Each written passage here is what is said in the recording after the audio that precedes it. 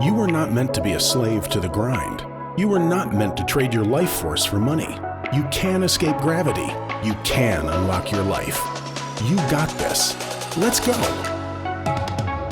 Hello and welcome to Unlock Your Life. This is your host, Jennings Smith. And guys, I got a guest today. I'm excited about talking to you with him, Chris Larsen.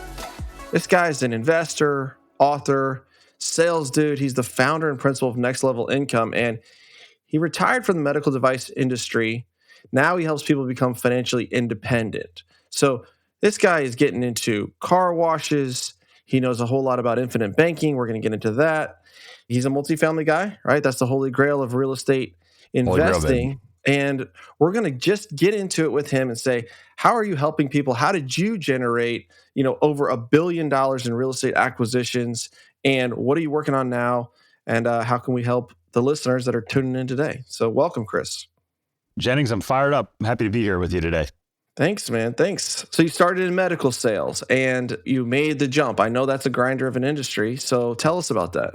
Yeah. So I'm glad you asked me that question because I get asked that a lot. They're like, how did you transition from this industry? And a lot of coaching clients I work with, they feel trapped, and this happens with a lot of professionals, Jennings. We're similar age. You go down a professional path, you follow the traditional wisdom, which is, I'm going to go to school, I'm going to get good grades, I'm going to, put my head down, I'm going to work really hard. And next thing you know, you pop your head up, in your 30s, you're kind of cruising in your career, you're making good money. And you're like, well, is this what it is? Is this what's going on? And, a lot of people call this a midlife crisis, right? You're like, you're not happy. You've done all the right things and you almost feel trapped. And this happens a lot with high stress careers because you focus and you go down a path like I did and you're making a lot of money. But I was on call for 12 years of my career. I worked, I had stretches, Jennings, where I was in the hospital 3 days straight on call, like slept in the hospital, like 3 days in a row, and this is with young kids. It's really tough. Now, fortunately for me, I was turned on to real estate at a younger age. And I talk about this in my book, which I'm happy to share with your audience here, which they can get on my website, nextlevelincome.com. But I bought my first property at 21 and I had this investor mindset. And I said, okay, I'm going to put together a plan where I can be financially independent before the time I'm 40. So I won't be trapped. And it allowed me to stay motivated, keep my head down and stay focused. But, I still went through periods where I thought, what the heck am I doing here? And fortunately, yes, I did get to that point where I could walk away when the industry, the business, it wasn't as fun as it used to be. But more importantly, my boys are 11 and actually 13 here in less than a week. And, I wanted to be able to spend more time with them, do things like, coach their teams, their sports teams, or take vacations and be able to turn my phone off, which, like I said, for 12 years, there were weeks, months that I was not able to do that. Yeah. I just wrote I was just writing like a post for my group and you talked about how you had a plan, right? You grinded, you were still working hard, head down, but you had a plan. And I feel like, or I know a lot of people, there's two scenarios, right? You're going to be 5 years older. In 5 years, you're going to be there. And you're either going to wake up in the exact same position you're at, except for 5 years older, and you're still grinding, and you're still doing stuff you don't want to do, and you still feel trapped. Or you started 5 years ago building something that's going to unlock your life, that's going to change your trajectory and create that freedom that we're all running after. But you have to start, and life is so daily. And before you know it, it slips by if you don't have, your eye on the prize. That's exactly right. And that's why, I love what you do. I love how you help give people a plan and a path and the resources to change. And you don't have to change that much if you're working hard, but you need to be confident where you're going. Otherwise, you say, you know what? I don't want to do that. Dave Ramsey says I shouldn't do that. Or my friends or family say I shouldn't do that. And you end up just where everybody else is.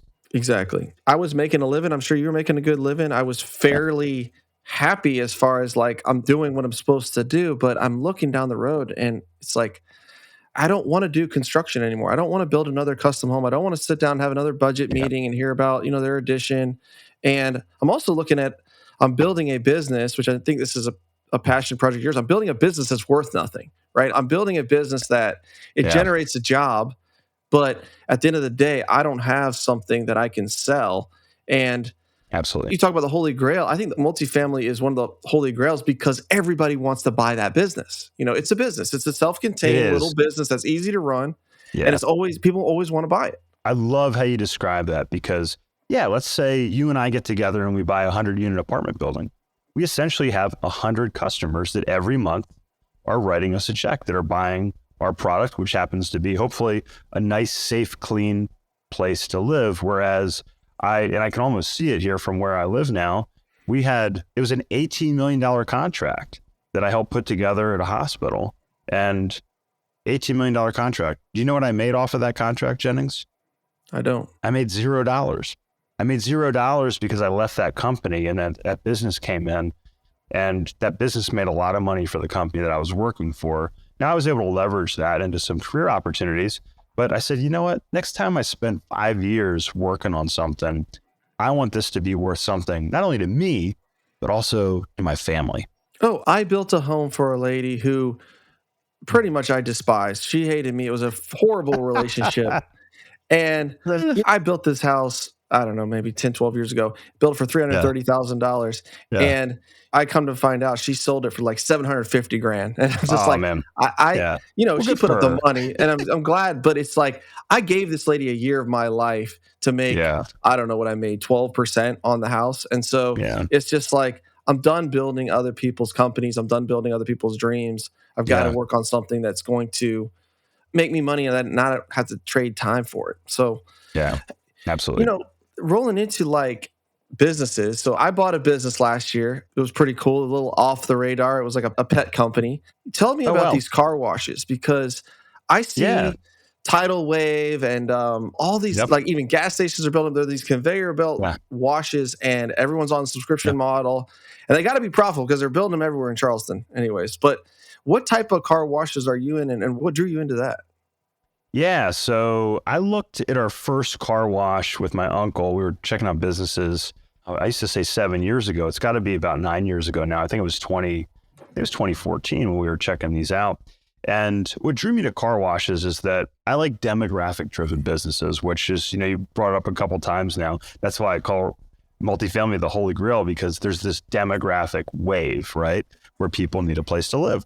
So let's talk a little bit quickly about the fundamentals of car washes, and then the financials, and then kind of the future as well. So the 3 Fs, it's the fundamentals of car washes.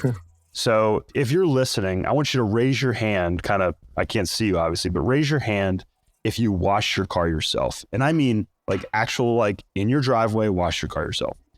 And when I ask this question to rooms, let's say there's 20 people in a room, I usually get 1, 2, maybe 3 people that raise their hand.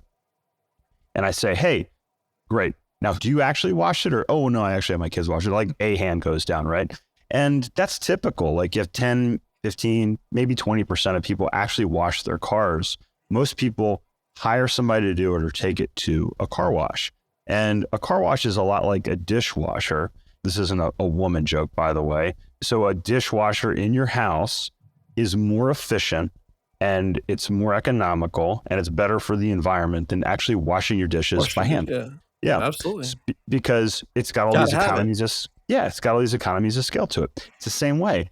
And I remember when we were rolling out our car wash offerings to investors, somebody said, oh, well, wait till the environmentalists, shut you down. Well, I'm an environmentalist. I love the environment.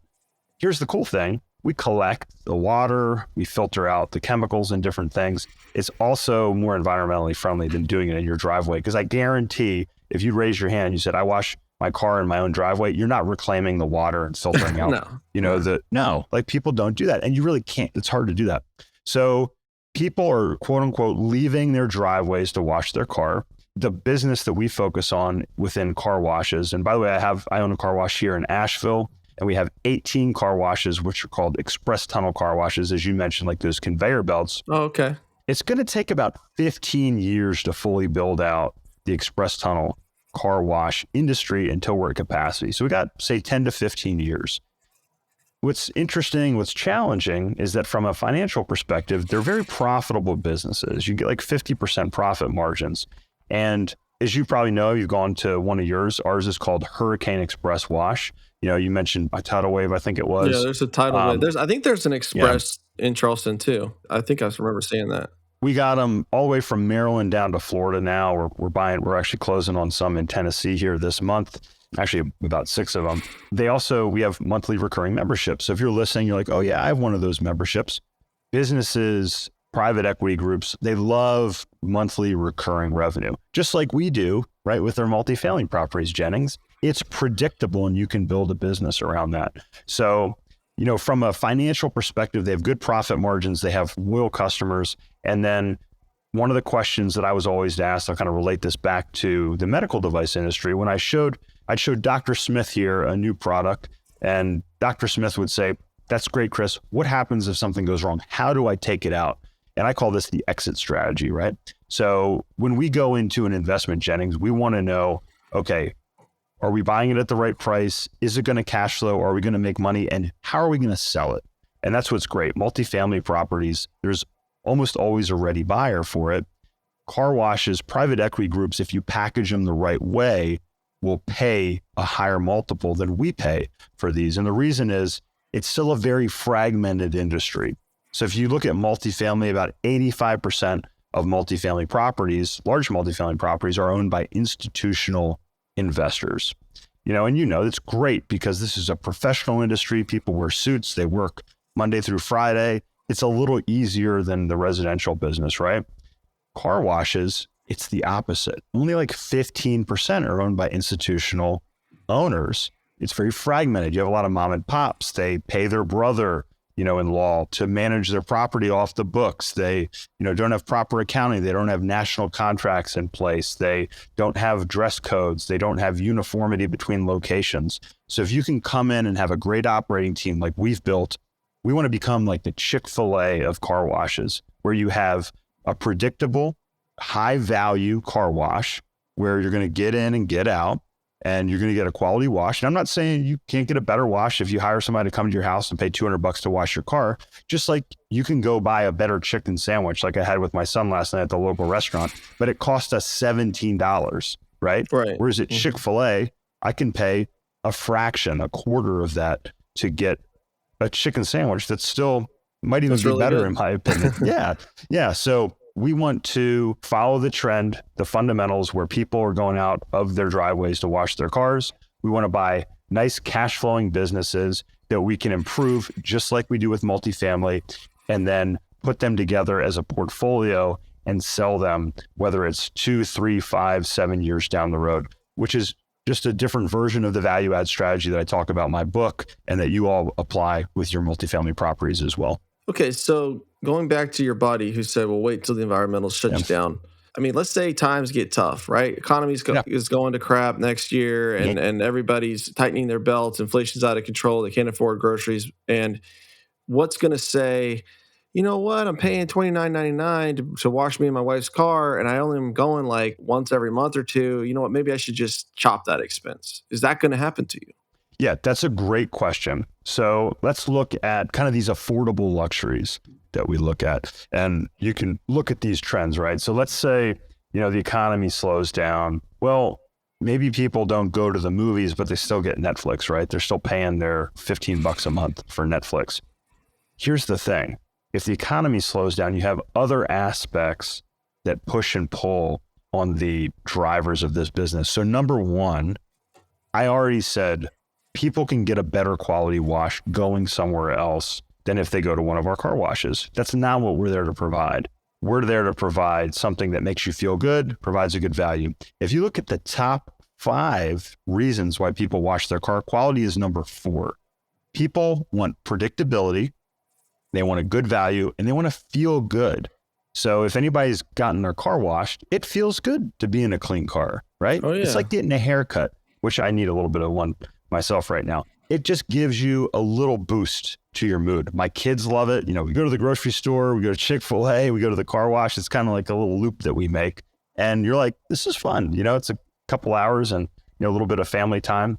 And and they are fun. Like they're really fun to go through. Exactly. All the lights and the stuff, and the kids love it. I mean, I like it. It's fun. Yeah, it's an affordable luxury. The other thing is if the economy slows down, as it is right now, people have a harder time affording a new car. Well, if you have a car that's a little bit older, you're going to spend a little bit more on maintenance. So if you own a car and you're renting your apartment, your car, it probably is your most valuable possession that you own, and you want to take care of it. So, it's a nice day. You go wash your car. You got as you said, $29.95, $30 membership a month. You can wash your car every week at our car wash. So if you wash it every week, you're spending what, $750 to wash your car? And it's actually more affordable the more you wash it. And then your car, instead of, maybe getting a new car, you're like, you know what, I'm going to maintain my car. I'm going to keep it a little bit nicer. And you actually end up saving money kind of in the grand scheme of things when it comes to that. So, when the economy's down, when people are facing times, that are a little tougher, they seek out things that make them feel better. That's why people drink more, right? When the economy goes down. And, if people can't afford... And they wash their car more. Yeah, if it's an older car, they tend to wash it more. And, coincidentally, you end up washing your car more as well if you have a newer car because you want to keep it looking nice. So it tends to fall in that affordable luxury bucket. I was saying, I had a construction company. We had a fleet of trucks, and they built this tidal wave right by our office.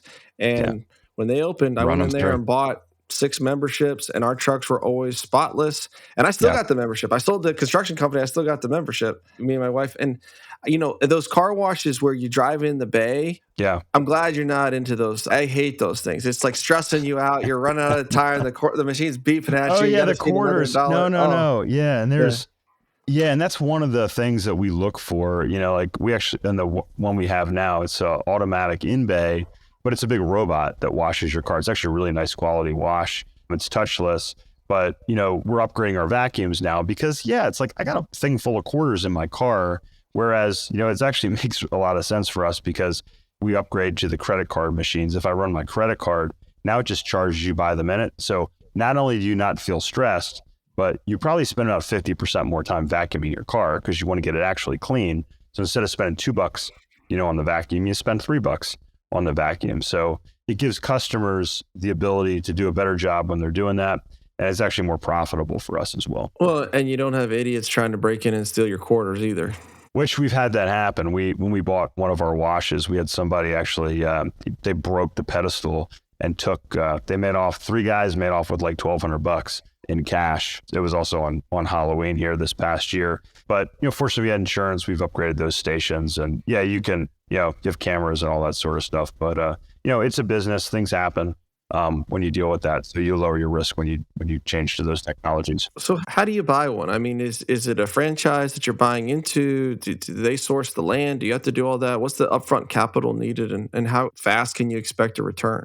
Yeah, great question. So if you go out and you want to buy a car wash, I would suggest you look at something like I just mentioned, like we have here locally, which is an automatic in-bay. You can buy one of these car washes for somewhere around $1 million, maybe $1.5 million for 1, 2, 3 bays, that you're buying. It can be a nice, profitable little business. So you're talking like 3 self-wash bays and one on the end is automatic where you just drive in and it washes the car for you? Is that what you're talking about? Yeah, exactly. Yeah. Okay. So we have 2, so you can drive up and do that. Now, what we focus on, what we partner with investors are the express tunnel car washes. These are going to be more scalable. They're going to be more profitable, and they're going to have a bigger exit on the back end. The challenge is with these, you're looking at 5 million, sometimes even higher than that when it comes to the cost for a location. But these things really, really turn out a lot of revenue. So you get in there. But you can get debt on that, right? I mean, you're not having to put up $5 million in cash. No, we get banks like to lend against these. Actually, right now in this environment, the lending terms aren't that dissimilar from multifamily. In terms of loan to value, in terms of rates, you can get small business association loans in some cases for these washes, and they're typically profitable from day one. We have a couple of development sites that we're doing. Obviously, those are going to take a little bit longer to be profitable. They're not going to be profitable from day one. But our investors, looking at these, they can expect healthy cash flow from the first day that we run these locations. And then as we implement our technology, which is we have a proprietary CRM, customer resource management software. We have an app that we put in. We have our national contracts, which help lower our operating costs. So we have the whole operating program that we implement with our team helps increase the profitability and increase the value of these. So, we're looking at, we acquired 18 here in the past year. We're looking to double or triple that here over the next year. And are those ground up builds, or are you buying out existing locations?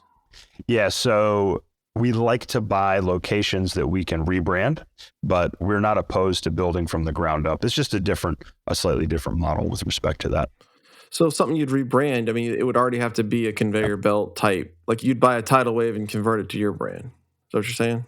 Well, that's right. Now, tidal waves, so we like to focus Jennings on operators that have, say, 4 or 5 or less locations. So Okay. typically what we're doing, so we have 3 locations under contract right now. So those 3 are from a single owner. We'll buy those 3 locations. We'll rebrand them. We'll apply our national contracts. We'll put our systems into place for that. And we'll upgrade all those locations and put them in underneath our Hurricane Express Wash brand. Gotcha. So some dude back in the day, he bought a piece of land. He went online. He found the company that sells these machines. He paid them whatever millions of dollars to build this and set it up. And he's been Yeah. operating it. And now he's got 2 or 3 Yeah. of them. He's not a Yeah. national chain, but he's Correct. got in place revenue streams. And so you're paying him a premium or a multiple on his income to buy him out. Yeah. That's right. And that's what we look for. We say, hey, look, Jennings, you've been running this. You're like, hey, I'm like, why do you want to sell it? You're like, well, my kids don't want to run it. I want to go do something else. And this isn't something that I really want to manage now. Because a lot of owner and operators, if they have a couple locations, they're probably, like I just said, they're probably owner operators. We're owners. We have an operating company that goes in and does that. And our investors they're 100% passive, so they don't have to come in and do any of the operations. So it gives our investors an opportunity to have ownership in these investments, but not and exposure and get the benefits, but not having to deal with the headaches. Like if somebody takes one of your pay stations on Right. 4 a.m. on Halloween morning. Well, because it's an operational business. I mean, It's a you've got to highly have operational somebody business. there. Correct. Probably, stuff Yep. breaks. You got to refill the soap, et cetera, et cetera. Exactly. You got to empty out That's the right. trash cans, and it's not Yep. just a set it and forget it type thing. But still, 50% margins is hard to argue with. Yeah, exactly. That's exactly right. Yeah. Plus, those are prime locations, right? Even in 20 years, when that equipment breaks down and is no good, you still have usually a very coveted commercial location. The dirt is worth a lot.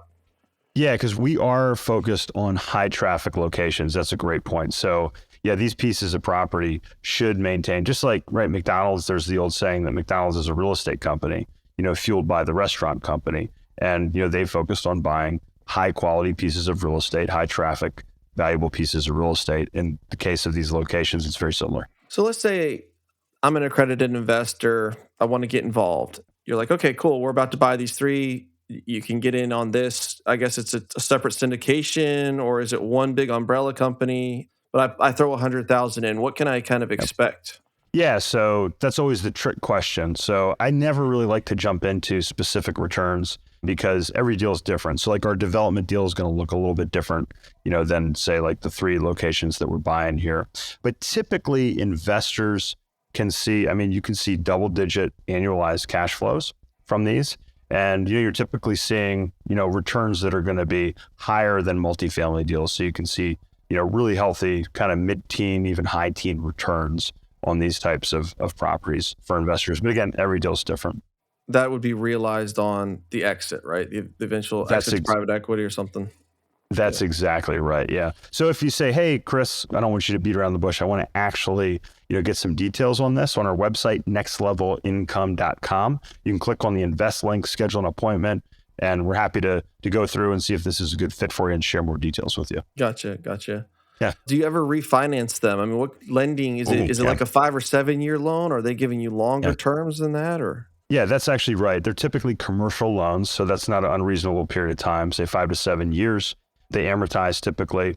So, we're getting good debt on these properties. Are they amortized over 5 to 7 years? No, they're typically amortized over a long. Yeah, they're typically amortized. So say you might get a 5-year loan amortized over 20 years is not an unreasonable period. So that's similar. Yeah, it's going to be similar to multifamily. Maybe it's 50, 100 basis points higher, a couple hundred basis points higher, depending on the location than a multifamily deal. But banks actually, you can find, like we used a local credit union. A lot of times banks like these because they're nice cash flow businesses. They're secured by real estate. They're also secured by the equipment.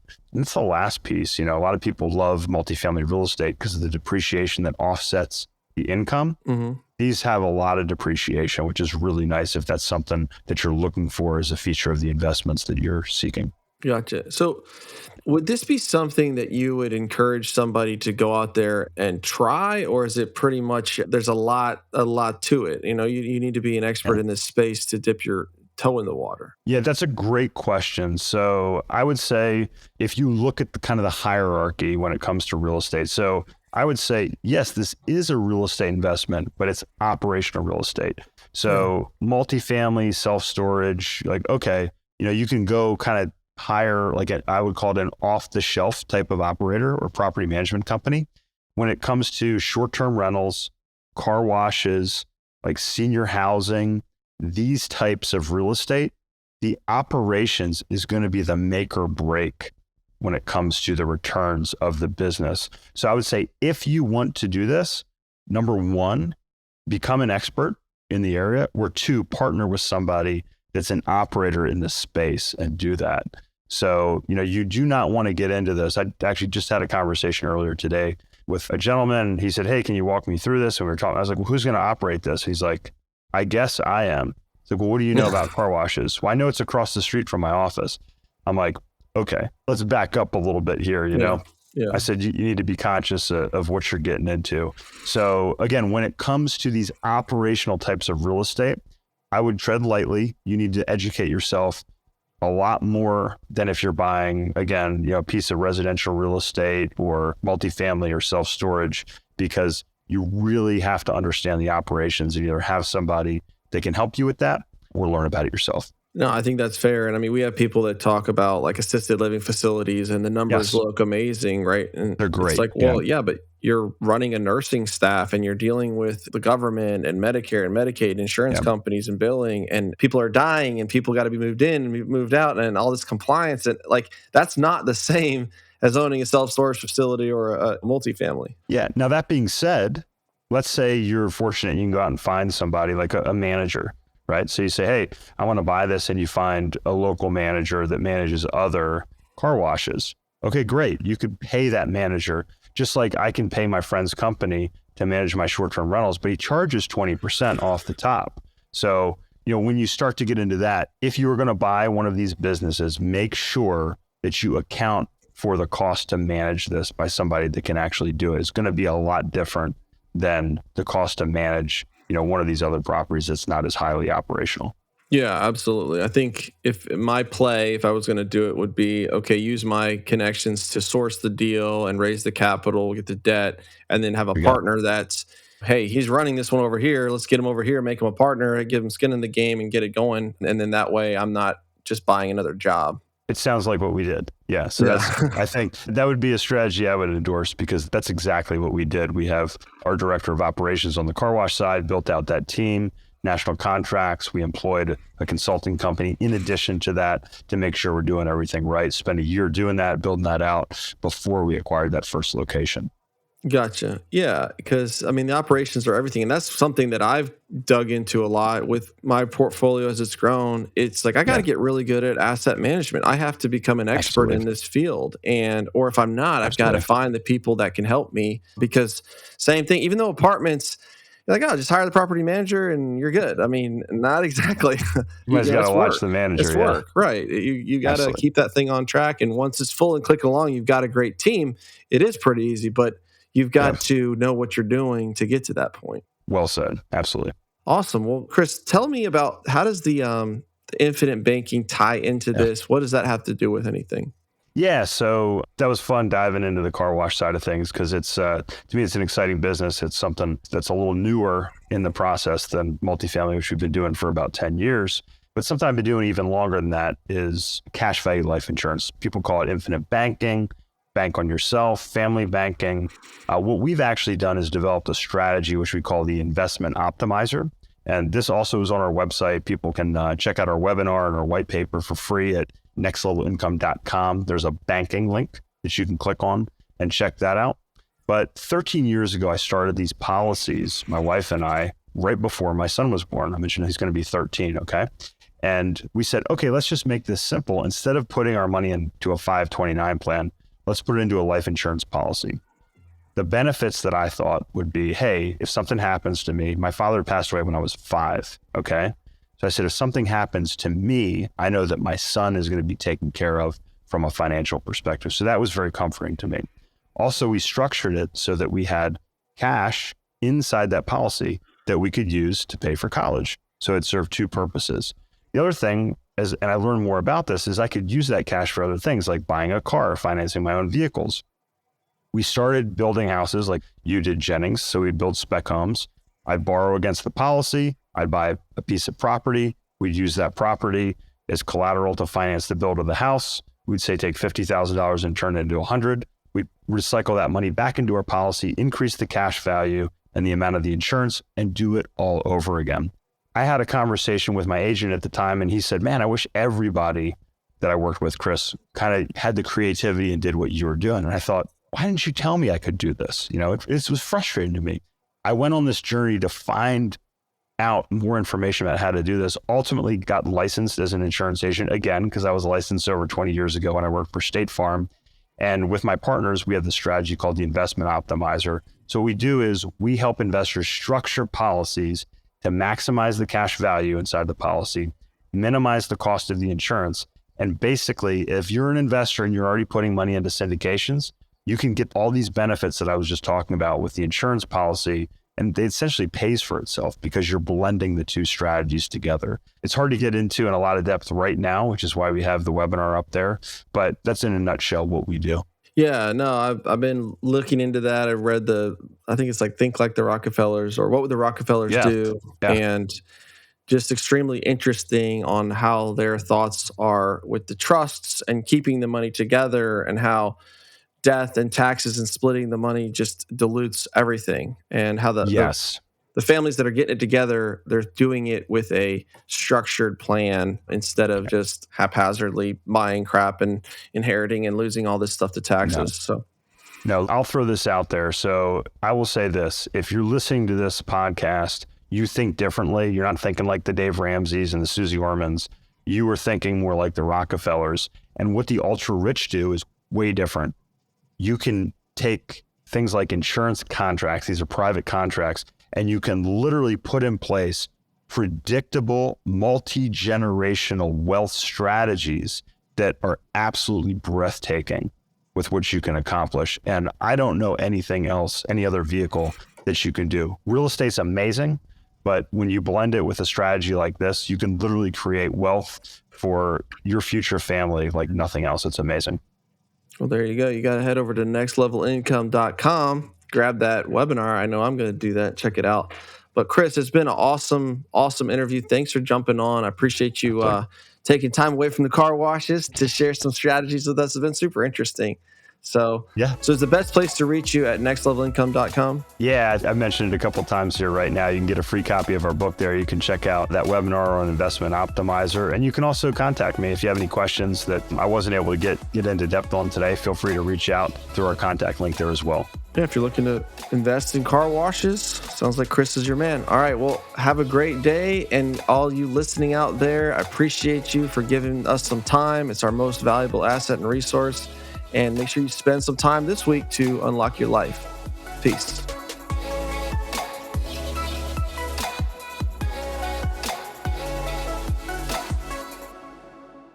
This is thepodcastfactory.com.